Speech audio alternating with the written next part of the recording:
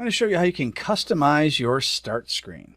So if we go down to the taskbar and click the Start button and choose Settings, then go over and click on Personalization.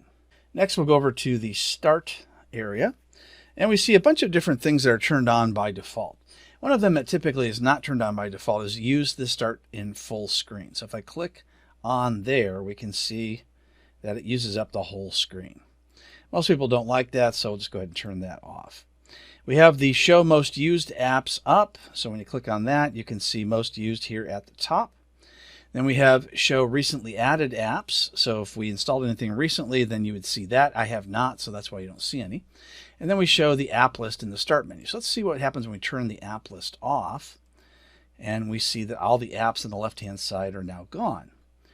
If I turn that back on, then we can see that the apps are back on. So one of the interesting things is to click on the Choose Which Folders Appear on Start. When we click on that, here's where things get very useful. So you can have File Explorer in there, you could have Settings, or you can turn that off, Documents, Downloads, Music, Pictures, etc.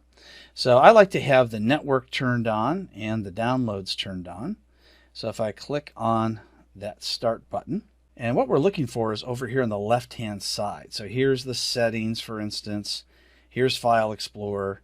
Here's Network that I just turned on as well. Pictures were already there, Downloads, etc. So this section just handles the left-hand side of this Start menu. And a lot of people don't realize that that is an area you can customize as well. So that's how you can customize your Start menu. And that works in both Windows 2019 Server as well as Windows 10.